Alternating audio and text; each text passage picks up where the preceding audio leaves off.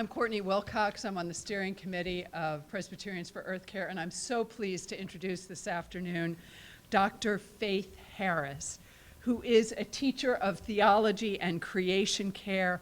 She is a public theologian, and she has found involvement in the Richmond community over the last almost 2 decades, and here are the words that jump out at me from her brief summary.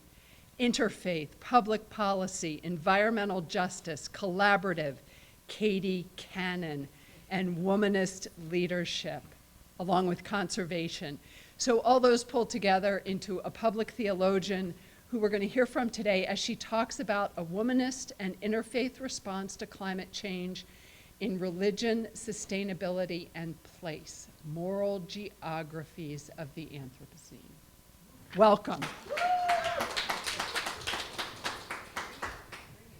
I'm not going to do all of that. Good afternoon, and I feel so very privileged, and I feel at a time like this, our ancestor, Katie Geneva Cannon, who was a mentor of mine, who was a colleague, but was much, much more a friend. Miss her every single day. She did so much for so many. Her life work is seen in so many of us, and I hope to do justice to her, our sister in love. So, again, I'm Faith Harris. I'm the Executive Director for Virginia Interfaith Power and Light.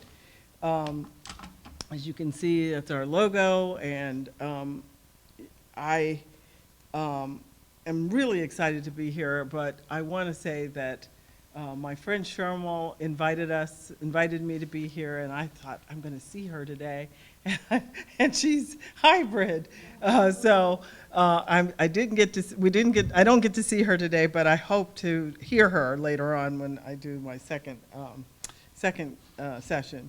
But I'm just really delighted to be here, and came in late and heard a little bit of Reverend Hall's presentation, and I saw and heard so many connections there, trees and environmental justice, which is the life work, my life work. So let's go to the next slide. A few years ago, back in 2018, at the time I was chair for Virginia Interfaith Power and Light, and the director, Kendall Crawford, who is a incredible young woman with so much star power, but also just so much wisdom and maturity, and a great environmental justice warrior. She and I wrote a chapter together, and it was really basically a case study on the relaunch of our organization. Virginia Interfaith Power and Light had been in existence since about 2004, but it had ebbed and waned, and by the time we joined it in 2015, we went into a room to become volunteers, and we came out as board members. We don't know how that happened. We found a budget of like $800. We had so much work to do, but we were able to do it, and what a delight of my life. So our calling, and this is a statement that actually undergirds all of womanist ethics, but it is definitely a Katie Cannon moment, a Katie Cannon statement. My assignment as a womanist liberation ethicist is to debunk, to unmask, and disentangle the historically conditioned value judgments and power relations that undergird the particularities of race, sex, class, and oppression. And that, for me and for the work that we do at Virginia Interfaith Power and Light, is what it means to be an environmental justice advocate. And so, you can go to the next slide. Oh, that's our calling. And I'm sorry, I thought we were on the same slide, so apologies. Again, so that you have time to see it, my assignment as a womanist liberation ethicist is to debunk, unmask, disentangle the historically conditioned value judgments and power relations that undergird the particularities of race, sex, class, and oppression. a quote from Dr. Cannon's book, essay, Hitting a Straight Lick with a Crooked Stick. And so this undergirds the work that I do and the work that we do at Virginia Interfaith Power and Light. We'll go to the next slide. Our challenge is to interrupt the fossil fuel burning. Oh, I'm sorry. Are we good now? Okay. Our challenge. To interrupt the fossil fuel burning death spiral and to advocate for a just world, to convince governments and corporations, faith communities, and individuals to forge a new course toward conservation, mitigation, sustainability, resilience, and equity. And I think I heard in the question or the statement made by this gentleman earlier to Reverend Hall's presentation about the individual projects that are happening. But the truth is, we will not win this without governments and corporations and faith communities taking it on as their priority. We will not win equity. We will not win resilience. We will not be able to sustain the climate consequences and the consequences of all of what we have done to our earth. Next slide.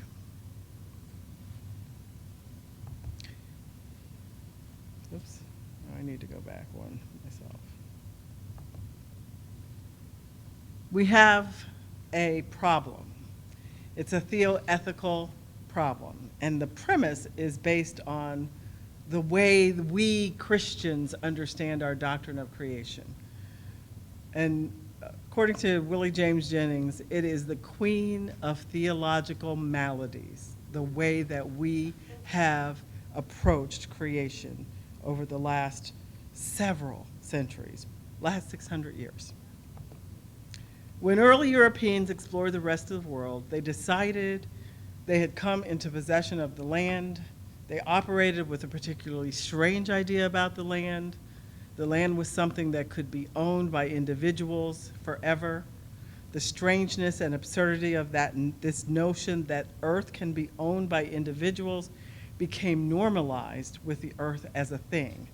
The idea that God gave certain folk dominion over the planet, the right to exploit it, extract it from it, and at will also became the norm.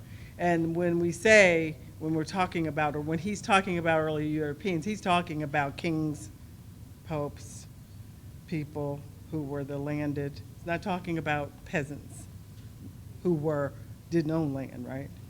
They didn't have that privilege. It began with theft. We must never forget that the land was being taken and the animals captured and killed at monstrous rates, and the plants and the landscapes were being altered irreversibly over decade after decade and century after century. Peoples in the colonized world were being forced to think themselves in disoriented ways, away from the land, away from the animals, and into racial encasements, forced to isolate their bodies from the land, now turned to private property. Christians forced them to do this and imagined that this was the right thing to do because this is how we saw things. Isolated bodies, privatized land. The theological malady is the colonialist impulse. It's fueled by greed and the false belief in religious and biological superiority. It remains operative today in our globalized economy, and this imperial impulse shapes contemporary corporate interest in the fossil fuel and other industries, an insatiable quest for profit enmeshed with a materialized, racialized vision of the earth and its creatures. And this is from Sean Copeland in Fleshing Freedom. This theological malady is what we must unpack, dismantle, unmask, and face. It is our challenge. It's our challenge because it is what undergirds the economic system that has created the burning of fossil fuels at the rate, that has created the polluting of our world without thought. And recognizing this is the responsibility of us all. I'm sorry. I'm not telling you to go to slides. So sorry, I'm doing it thinking I'm doing it. Okay, so one more. Okay. So I'm so sorry. We're going to get in sync? Yes. All right. The remedy, however, I would argue, is based in morality, and that's what our chapter really talks about. Our coming to grips with that and our facing that there is a remedy, that it's not all lost, it's not all doom, it's not all gloom, it's not all critique, it's not all bad yet. But faith communities must lead the way to a transformed global economy based upon a renewed religious vision of earth and all of life. I'm reading that right there. See that? You can't see that, huh? All right. Next slide. There we go. Okay. Re-envisioning a new theology. That's what our work is. Am I in the right place? Yes, that's right. Okay. It's an imperative to reshape the current religious narratives among religious communities from colonialist view of earth as a commodity. So how do we do that? Admitting that the creatureliness of human life, that we are creatures. We are part of the creation. We are earth creatures. That's the part of undoing that theological malady, that we have somehow forgotten that we're part of creation, that in some ways we have put ourselves above the rest of creation and giving ourselves excuses and justification for what we do to the rest of creation. All life has value in itself without consideration for its monetary service to humans, right? That's a whole shift in the way that we think about the earth. Like the trees, the soil, the air, the water, the minerals, all of them have purpose and value beyond what they can do for us. They were created for us, yes, but they have in and of themselves value. Because why? Because our Creator created it. The one we say we love created and put all of these things here.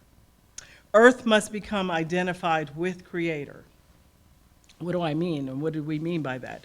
It includes an acceptance that all individual life forms are interconnected, interdependent with all other life forms. Therefore, harm to one harms all. That's kind of easy, well, not really easy, but it is possible for those of us of faith to get there.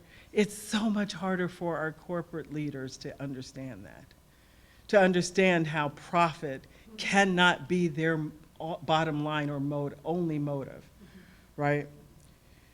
And then freedom is a gift for all living creatures and the earth itself without domination and or exploitation. That freedom is something that is inherently given to all of creation by the Creator, putting it all together that we might recognize our interdependence, recognize our interconnectedness. And I would add here something that's in my later talk, that we have to actually bring God back to earth. God cannot be in the heavens far away and expect us to actually think this earth is holy. It becomes a challenge, I know, for our theology, our music, our hymns. All of us, much of our theology is based on God being the other, being outside of this, what we call our mundane realm. But if God's not with us, then this is not a holy place. This is not a sacred place. And it can be trampled on, destroyed, exploited. Because we're going to get a new one, right? Planet B. Next slide. Re-envision and continue. It is an interfaith work. That was one of the things we recognized, and that we meant, and what we meant by that, it's not just for Christians to do this, right? It's got to be drawn from the wisdom of a variety of religious traditions, but every religious tradition has something to offer to the discourse, and they are also responsible to make this work a priority for their theology, for their religion. It must be embedded in justice and equity, recognizing that no nationality or cultural group is superior to one another, to any other, and therefore a respect for and appreciation for the lives, the beauty, the intellect, the creativity, the cultural contributions of all peoples is a moral good. What if religions, all religions, actually believed and practiced just those two things? What kind of world could we possibly create, co-create? Next slide. So for us, we, fooled around with a number of definitions, but this one is our most recent, and we're always open to change and to refining. But environmental justice upholds the moral right to preserve Earth's sacredness, particularly the interconnectedness between people and nature. Environmental justice affirms that all communities value self-determination and deserve to enjoy fresh air, pure water, and unpolluted soils, the resources to thrive and to live life with dignity and peace, not diminished or degraded by religious, cultural, social, and economic injustices that have historically and disproportionately impacted Black, brown, indigenous, and low-wealth communities, not only in the US. I love that we were talking about Kenya, right? We were talking about Africa. We need to be talking about the continent of Asia. We need to be talking about what's going on even in Europe, right? Each environmental justice requires the dismantling of race-based religious and economic values which fuel climate and environmental injustices around the world. And so environmental justice for Virginia IPL, for Kendall and I, as we were working through this, means it's more of an umbrella term that climate change is a part of that, climate crisis is a part of it, but our goal is to find and to create a thriving, just world that is equitable for all. And so environmental justice is our final goal. Next slide. Our hope, we have great hope. And that hope is that we create community together. Next slide. That was really an important part of the work that we recognized that we could offer differently than the big greens, right? The Sierra Clubs and the Green Faith even. They have way more resources and access than a little small two-person organization like ours. But what we could do was create community wherever we were. And we could create community sustainability as the goal for our environmental justice work.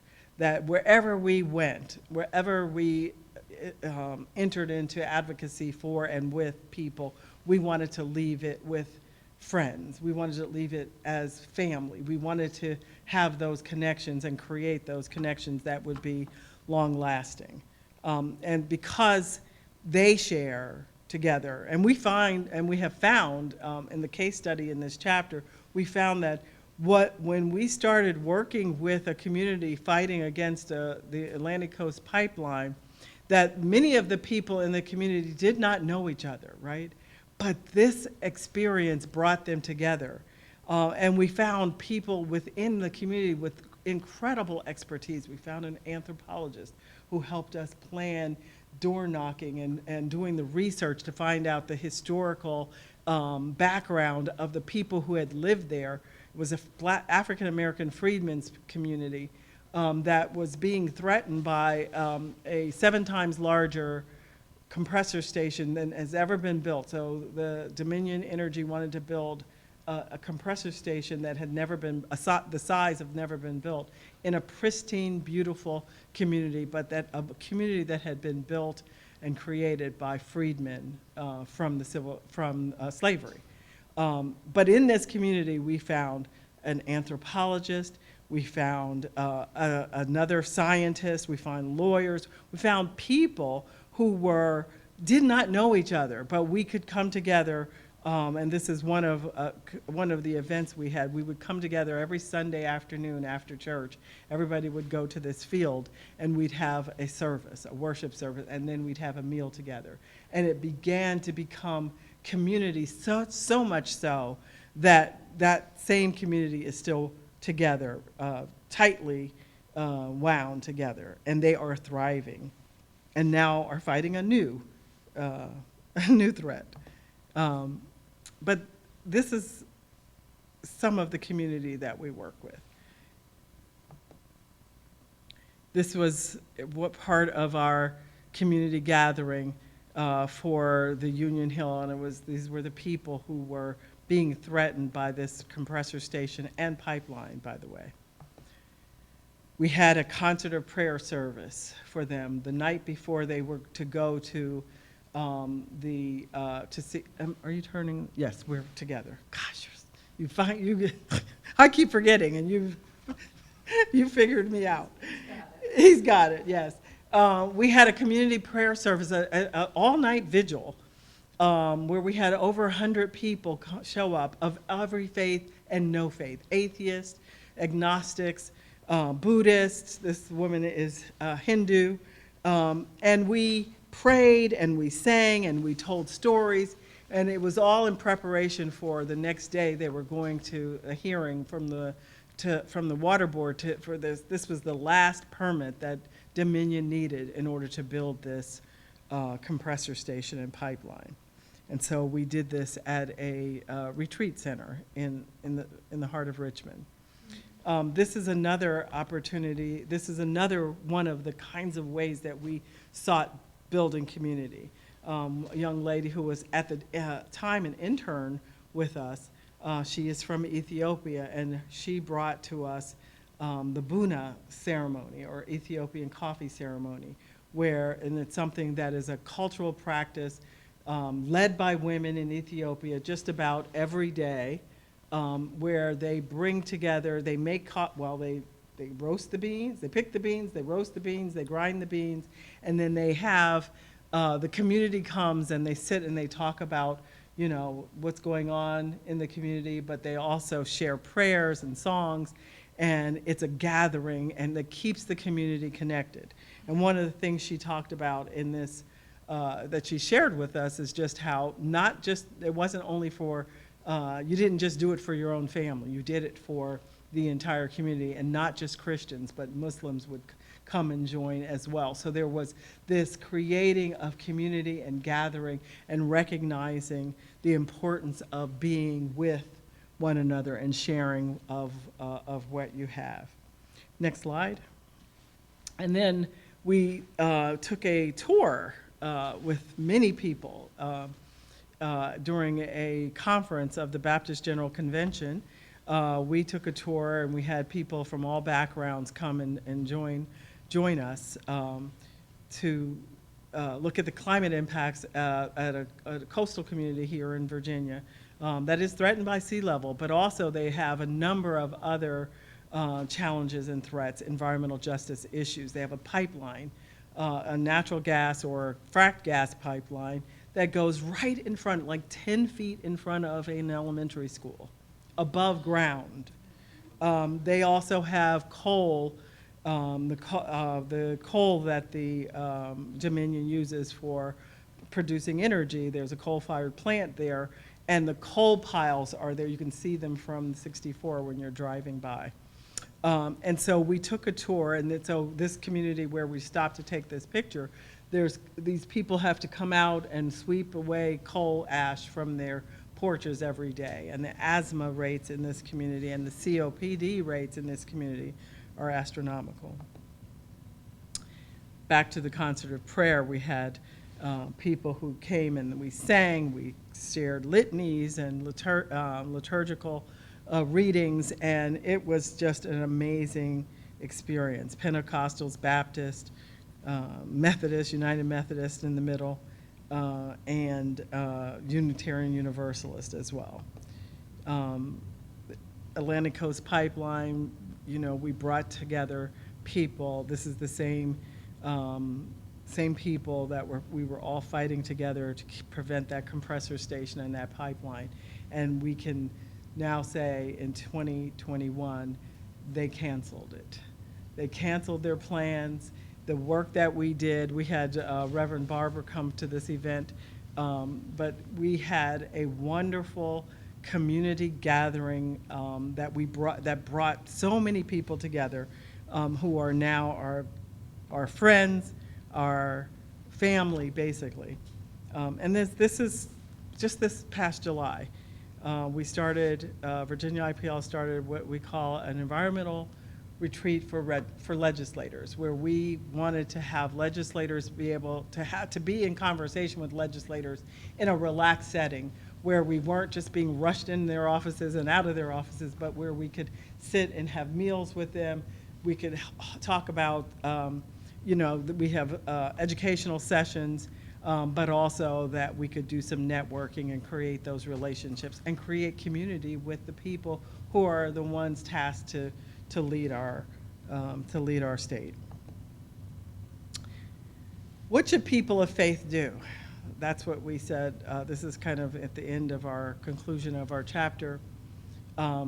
People of faith and good conscience do? Well, first, you need to assess the global magnitude, the interconnectedness, and the scale of the issue. That it isn't just the projects. I love so much the project of tree planting and seedlings planting, but it's not just that. That is incredibly important. We're getting ready we just got a grant with the city of Richmond and three other organizations for $6 million to plant an urban tree forest around the greater Richmond area. Important. We've got to change the tree canopy, right? We've got to deal with heat island effect. We have to create more green spaces for people. Mental health and emotional health is impacted by the lack of trees, the lack of green space. But it's also, the scale is so large and it is unwieldy at times. These projects must be increased. We actually have to have not just us, individual churches, individual organizations, nonprofits doing this work, but we have to make this a project for the entire globe. Everyone has to recognize the critical and urgent necessity to address climate change, to address the consequences and the impacts.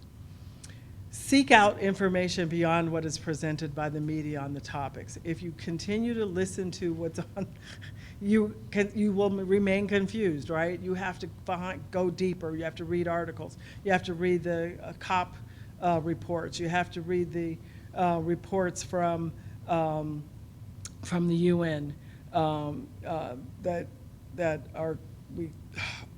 the UN is in session right now, and we are reading and seeing news releases and press releases daily. And so we need to seek out information beyond what we hear on the news and beyond even what we hear in our congregations. We need to elevate the suffering of poor communities, which can require addressing the negative consequences of capitalism. Capitalism is something that, yes, it has brought so many millions of people out of poverty, but at the same time, it has kept so many millions in poverty. And we have to find a way to address the negative impacts of capitalism. I often say that for me, and I know everybody will not necessarily get there, but for me, we can't add climate change, climate crisis, environmental justice onto capitalism. we actually have to rethink it.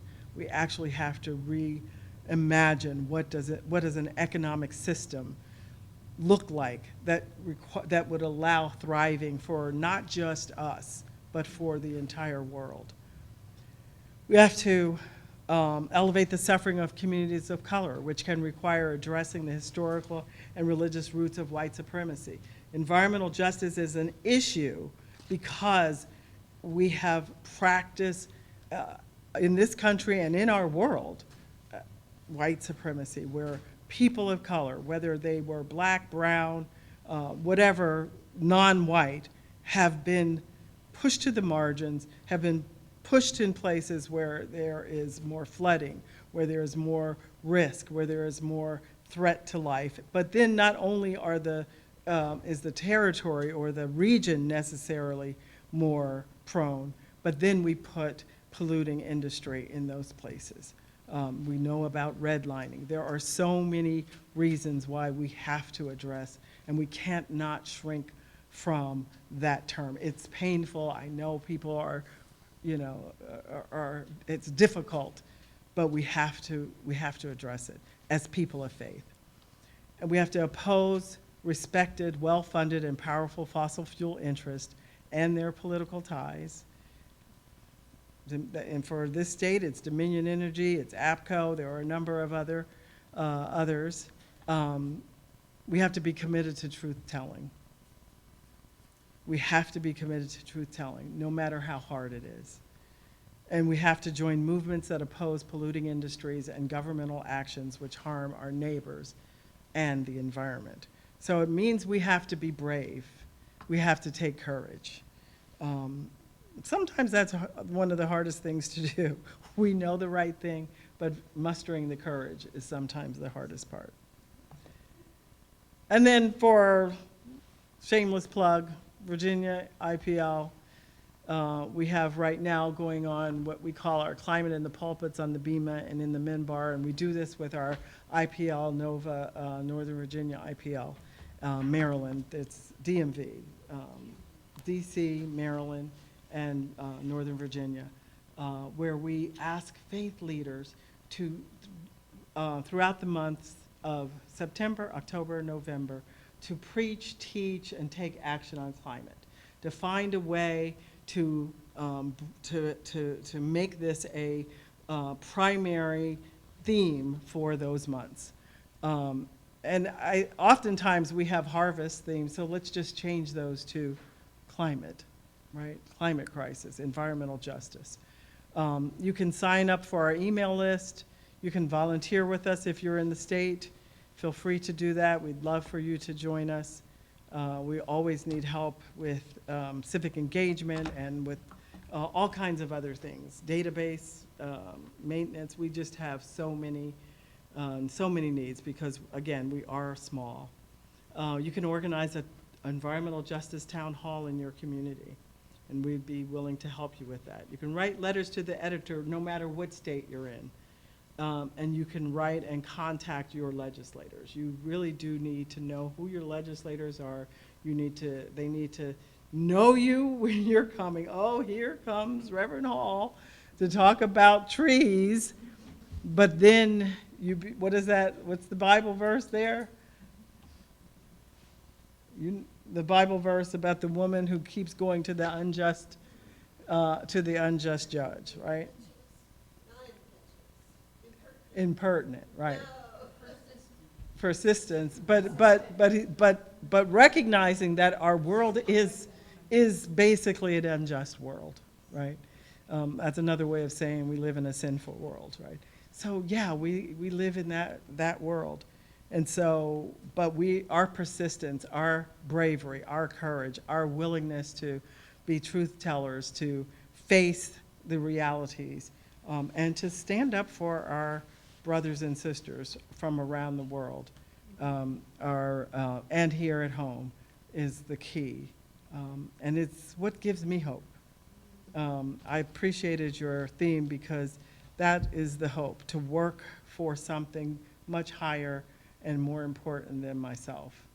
That gives me hope every day. It gets me out of the bed.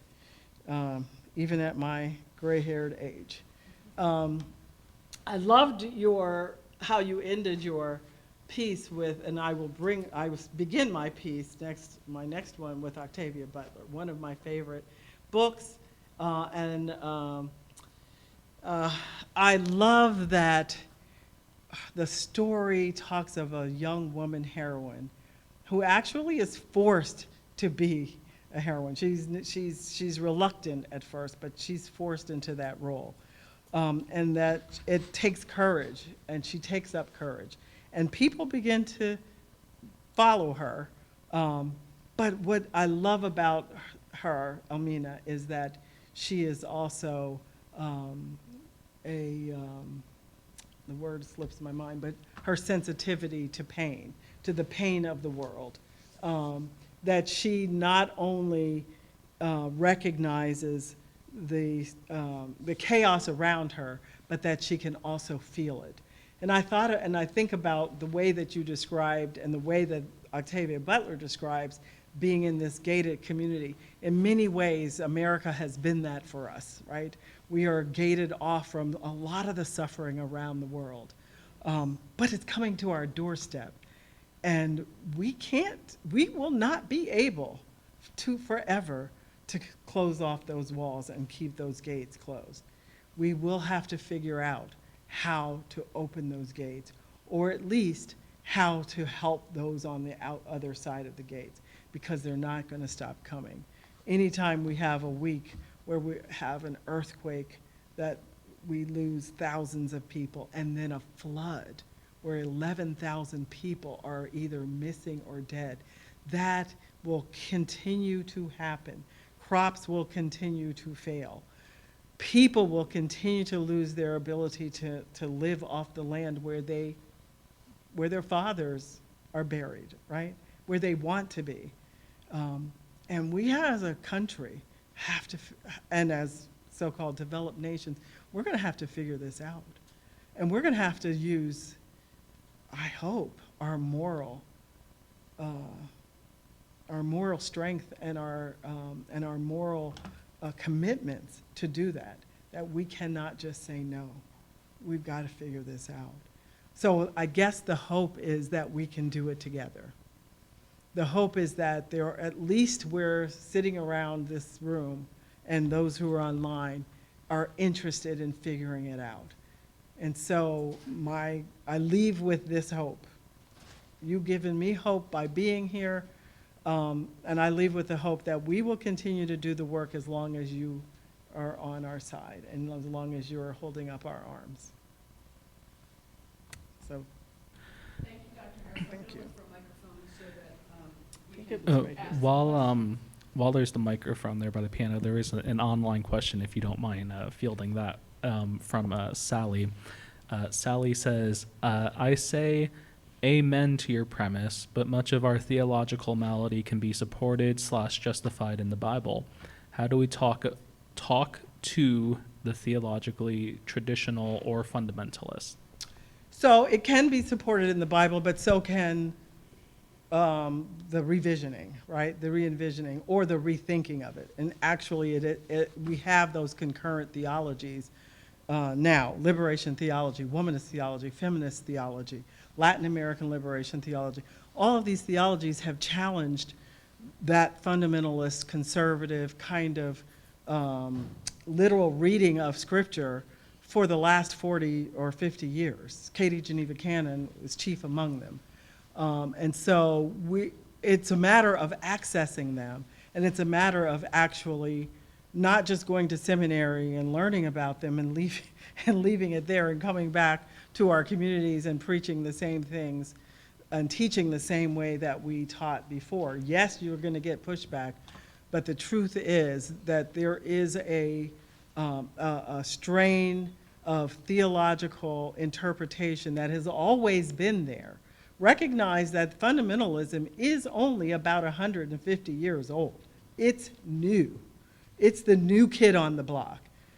The original theological perspectives are much closer, or a pre-fundamentalist perspectives are much closer to what I'm suggesting. Wow.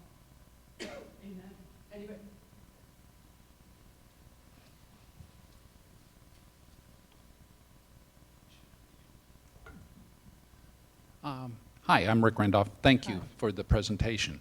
There are so many competing imperatives involved in the situation. So you have a very short time frame due to of things that we need to get done to be able to preserve the climate as at least close to what it is.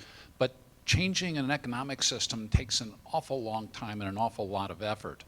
Some of the there's a need to preserve communities, but some of the communities may require being broken up to address the health issues, the economic or the environmental justice issues. Say if you're close to flooding waters or something like that. Yeah. How do you resolve or how do you see the kind of competing interests being resolved?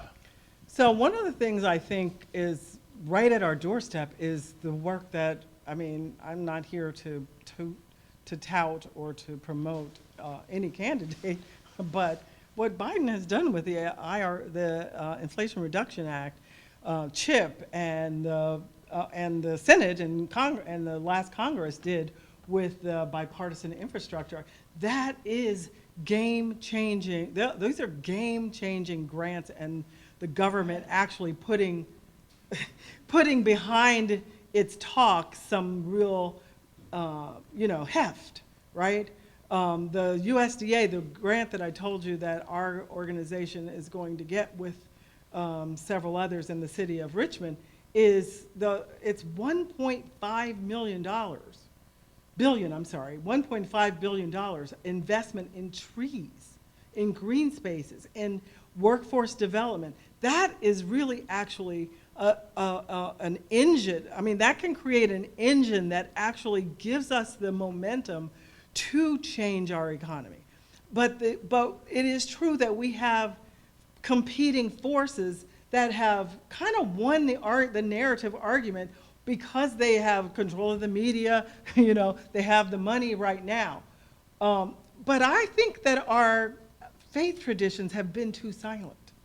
And that's what my argument is, that we actually have the moral right, we have the moral responsibility, we have the language, we have the wisdom. We can do that. We can actually change the narrative. And that's where I think our gift is, right? That's the gift that the Presbyterian Earth Care Ministry can bring. That's the gift that Virginia IPL does its little part, and all the other IPLs around the country. We can make the moral argument that this is the right direction, that we have to undo the harms, but we also have to move forward and invest in, and find the way to invest in people, not profit. And that's cliche, whatever. We have to find, you can be more creative than me, I'm sure, on that. But I think that's where, for me, that's where the hope is. That I do believe in community. I do believe in that this earth was created for us to enjoy together. Those things are real and meaningful. We've just not done very good work talking about it and tooting our horns, making that the narrative of the day. We've allowed the 150 years of fundamentalism to win the argument when they're really not making a very good argument even about God, the God that we serve and that we say we love. Let's not be afraid. Let's make that moral argument. So I agree, there are competing, and people, we're working another project, a campaign that we have, we're working with a coastal community that is losing, right now, they're seeing sediments in their wells. They're losing their oyster farms. Because of sea level rise, not only because of the sea level rise, but it's also coming up from the underground, right? So people are losing their wealth, their land. We've got to deal with that. And they need comfort, they need encouragement, but we also need to find ways to be supportive to help them. So we're going to be working on resilience projects with them. It's a monumental task. I'm not so naive to think that it's not.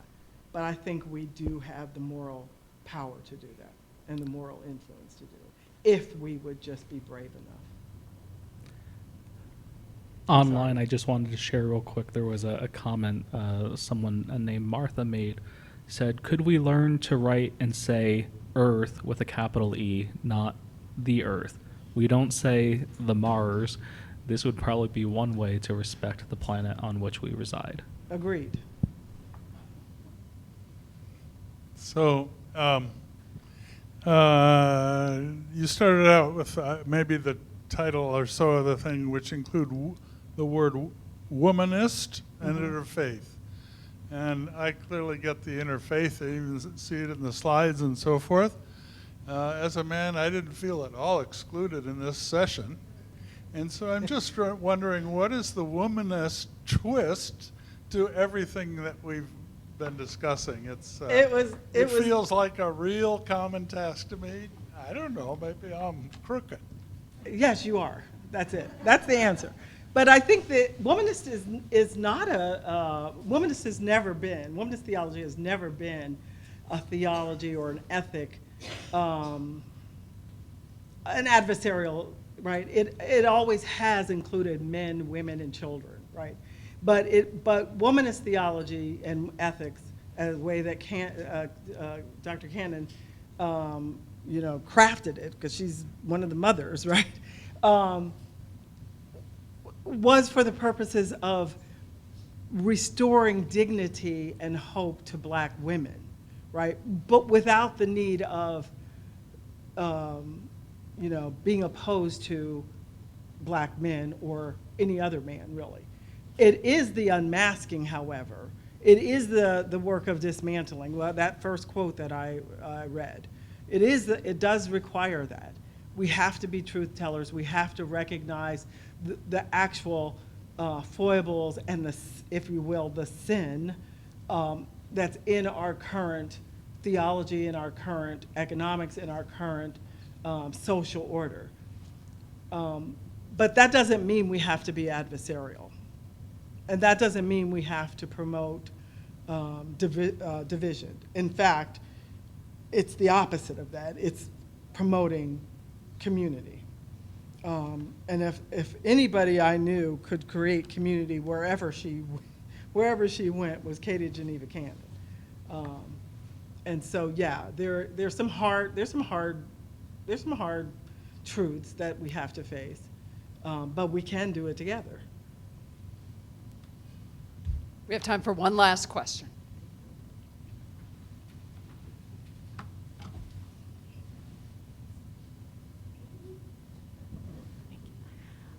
I'm not sure how to phrase this. Okay. So I'm going to begin by saying, and this should probably be all the information you need. I'm from Florida. Okay. Okay. No, it's not. And that is not my home state. But anyways, and I believe at some point we kind of have to throw the baby out with the bathwater and start all over again, which is really what needs to happen in Florida. So I appreciate what you're saying, but I am having a very difficult time trying to wrap my thinking around how in the heck do you make this work in a state Like that that. doesn't want it to work because of the leaders, quote unquote, that are there. Having been involved in other issue-changing things, I'm originally from Michigan, which I'm very proud of. You don't even know how to start to work in Florida if you are a Democrat right now or somebody that doesn't agree with the governor, which actually there's more people than probably you realize, but it's just a mess. And how do you get out of it? I think what you said right there's more people who really believe something different, but are silent. And that's the being courageous, and that's the being willing to be truth tellers. That's true, but also remember, we're talking old people. We're talking Florida, and a lot of them are so set in their ways, or they're so reticent. They don't want to put themselves out there for one more thing, and so as a result, the person that happens to sit in the governor's chair right now, who I won't name, gets his name way. He shall be nameless, Yeah, well, yeah. like Baltimore. Yeah, so I don't know. So sometimes I just think that, yeah, I think you do sometimes have to throw out everything and just make it up as you go along and see what works. But I think I agree, and this is an overwhelming challenge. That, I said our challenge was, like, it's unwieldy, right? But I think we work where we are. So in your faith community, and even that time sometimes can be hard. It may be 2 or 3 green, what do they call them, green sheep? You know, in your faith community that you can work with, and little by little you do this work. But again, it is a changing of when we get the malady, right? When we understand how bad our theology has been, and start recognizing the beauty and the power of a different perspective, I feel like it actually inspires and energizes us. It re-energizes us. And it may just be 2 or 3 of you. You may be out there, you find that one thing that you can do that will attract others. Maybe it's a book discussion. Maybe it's online discussions. Maybe it's, just planting trees in your community. Maybe it's looking for, there's a lot going on. You have a lot to do in Florida. There's a lot going on in Florida. Maybe it's working in an immigrant community. There's so much to be done that we can't just allow ourselves to be overwhelmed. We have to, put on our prayers, put on our, as Oprah says, put on our big girl pants, or panties or whatever. Hate that word. But we got to put those on, and we have to gird ourselves with prayer and with hope and with knowing that this is morally right and good, and jump in. Pull on those mud boots. Oh, mud boots, that's a good one. Thank you. And what I'm excited about is that this is not the last we'll hear of Dr. Harris. So thank you so much for this introduction. Thank you.